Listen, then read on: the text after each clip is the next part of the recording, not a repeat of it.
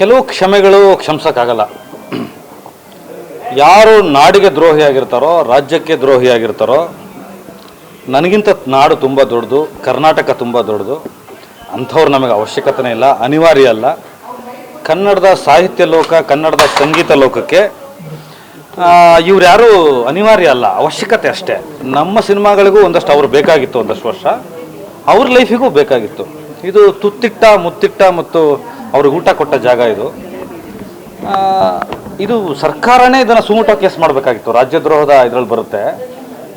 ಕನ್ನಡ ನಾಡಲ್ಲಿ ಬಂದು ಕನ್ನಡ ನಾಡಲ್ಲಿ ಕಾರ್ಯಕ್ರಮ ಮಾಡೋವಾಗ ಕನ್ನಡದ ಹಾಡು ಹೇಳು ಅಂತ ಕೂಗದಲ್ಲೇ ಇನ್ನು ಬೇರೆ ಯಾವ ಭಾಷೆ ಹಾಡು ಹೇಳು ಅಂತ ಕೇಳೋಕ್ಕಾಗತ್ತೆ? ಟಿಕೆಟ್ ಹರಿದಿರೋದಿಲ್ಲಿ, ಕಾರ್ಯಕ್ರಮ ಆಗ್ತಿರೋದಿಲ್ಲಿ, ಕನ್ನಡ ನಾಡಲ್ಲಿ ಕಾರ್ಯಕ್ರಮ ನಡೆಯುವಾಗ ಕನ್ನಡದ ಹಾಡಪ್ಪ ಅಂತ ಹೇಳಬೇಕು. ಸೊ ಅದಕ್ಕೆ ಅವರು ಪಹಲ್ಗಾಮ್ ಲೆವೆಲ್ಗೆ ಹೋಗ್ತಾರೆ ಅಂತಂದರೆ ಇದು ದುರಹಂಕಾರ ಅಲ್ಲ, ಒಂದು ಸಡಿಸಮ್ ಇದು. ಅವ್ರಿಗಿರ್ತಕ್ಕಂಥ ಮೈಂಡ್ ಕೊಲೆಸ್ಟ್ರಾಲ್ ಇದು. ಈ ಥರದವ್ರನ್ನ ಕ್ಷಮೆ ಅನ್ನೋ ಮಾತೇ ಇಲ್ಲ. ಚೇಂಬರ್ನವರು ಬ್ಯಾನ್ ಅಂತ ಹೇಳೋಕ್ಕಾಗಲ್ಲ ಕಾರಣಾತ್ಮಕವಾಗಿ, ಹಾಗಾಗಿ ಅಸಹಕಾರ ಅಂತ ಹೇಳಿದ್ದಾರೆ. ಕೆಲವು ನಿರ್ಮಾಪಕರು ನಮ್ಮ ಸಿನಿಮಾಗಳಲ್ಲಿ ಹಾಡ್ಸಲ್ಲ ಅಂತ ಹೇಳಿದ್ದಾರೆ. ಅನಿವಾರ್ಯ ಅಲ್ಲ ಯಾರಿಗ್ಯಾರು ಇಲ್ಲಿ, ಮತ್ತು ಇದು ಕ್ಷಮೆಗೆ ಅರ್ಹವಾದಂಥ ವಿಷಯ ಅಲ್ಲ. ಸರ್, ಈಗ ನಿನ್ನೆ ಮೀಟಿಂಗ್ ಆಗಬೇಕಿದ್ರೆ ಫಿಲಂ ಚೇಂಬರ್ ಕಡೆಯಿಂದ ಬಂದಿರುವಂಥದ್ದು ಕ್ಷಮೆ ಯಾಚಿಸಿದ್ರೆ ಮುಂದೆ ನೋಡೋಣ ಅನ್ನೋ ಒಂದು ಮಾತು ಬಂದಿದೆ. ಸೊ ಹಂಗಿದ್ರೆ ಈಗ ಕ್ಷಮೆ ಯಾಚಿಸಾಗಿದೆ, ಮುಂದೆ ಅವ್ರನ್ನ ಹಾಡ್ಸೋದಾ, ಇಂಥ ಒಂದು ಚರ್ಚೆಗಳು ನಡೀತಾ ಇದೆ. ಇದು ಈ ಸಿನಿಮಾ ಲಕ್ಕ ದೊಡ್ಡದು. ಇಲ್ಲಿಂದ ಕೇರಳದವ್ರು ಬಂದು ಇಲ್ಲಿ ಸಿನಿಮಾ ಮಾಡ್ತಾರೆ ಕನ್ನಡದಲ್ಲಿ, ತಮಿಳ್ನವ್ರು ಸಿನಿಮಾ ಮಾಡ್ತಾರೆ, ಕನ್ನಡದವರೇ ಸಿನಿಮಾ ಮಾಡ್ತಾರೆ. ಒಂದು ಲೆಕ್ಕಕ್ಕೆ ಅನಿಸುತ್ತೆ ಇದು ನಿರ್ದೇಶಕರು, ನಿರ್ಮಾಪಕರುಗಳು, ಸಂಗೀತ ನಿರ್ದೇಶಕರಿಗೆ ಬಿಟ್ಟಂಥ ವಿಚಾರ ಅಂತ. ಆದರೆ ನಾನು ಹೇಳ್ತೀನಿ, ಇದು ನಾಡಿಗೆ ಬಿಟ್ಟಂಥ ವಿಚಾರ. ಆದ್ದರಿಂದ ನಾಡಿನ ಜನರ ಪಲ್ಸ್ ಏನು ಹೇಳುತ್ತೆ, ಅವ್ರ ನಾಡಿ ಮಿಡಿತ ಏನು ಹೇಳುತ್ತೆ ಅಂದರೆ ಈ ಥರದವ್ರ ಅವಶ್ಯಕತೆ ಇಲ್ಲ ಅಂತ. ಚೇಂಬರ್ನವ್ರಿಗೆ ನಾನು ಈ ಮುಖಾಂತರ ಏನು ಕೇಳ್ಕೊತಾ ಇದ್ದೀನಿ ಅಥವಾ ಏನು ಹೇಳ್ತಾ ಇದ್ದೀನಿ, ಅವರೆಲ್ಲ ಹಿರಿಯರಿದ್ದಾರೆ ಅಂದರೆ ನಮಗೆ ವಿಶಾಲ ಹೃದಯದವರು ಅಂತ ಹೇಳ್ತಾರೆ ಕನ್ನಡ ನಾಡಿನ ಜನರ ಬಗ್ಗೆ. ನಾವು ಸ್ವಲ್ಪ ದಿನ ವಿಶಾಲ ಹೃದಯನ ಕಡಿಮೆ ಮಾಡ್ಕೋಬೇಕಾಗತ್ತೆ, ಕಠಿಣ ಹೃದಯ ಆಗಬೇಕಾಗತ್ತೆ. ಈ ಥರದವ್ರಿಗೆ ಸರಿಯಾದ ಒಂದು ಪಾಠ ಕಲಿಸ್ತೇ ಹೋದರೆ ಚೇಂಬರ್ ಇರಲಿ, ನನ್ನ ಪ್ರಕಾರ ಹೋಮ್ ಮಿನಿಸ್ಟರ್ ಕೇಸ್ ತೊಗೋಬೇಕಾಗಿತ್ತು, ಇದನ್ನು ಸುಮೂಟ ಕೇಸ್ ಮಾಡಬೇಕಾಗಿತ್ತು, ಸರ್ಕಾರನೇ ಮುಂದುವರಿಬೇಕಾಗಿತ್ತು. ಯಾಕಂದರೆ ಆ ವಿಡಿಯೋಗಳು ನೋಡಿದ್ರೆ ಎಂಥವ್ರ ರಕ್ತನೂ ಕುದಿಯುತ್ತೆ.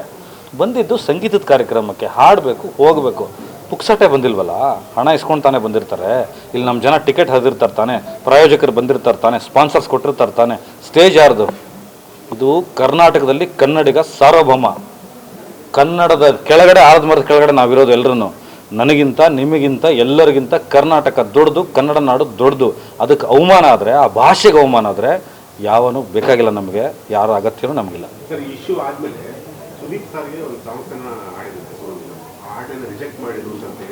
ಈ ಥರದ ಯಾವ ಘಟನೆಗಳು ನಡೆದಿಲ್ಲ. ನಿಮಗೆ ನಮ್ಮ ಅಣ್ಣನ ಬಗ್ಗೆ ತುಂಬ ಚೆನ್ನಾಗಿ ಗೊತ್ತಿರುತ್ತೆ.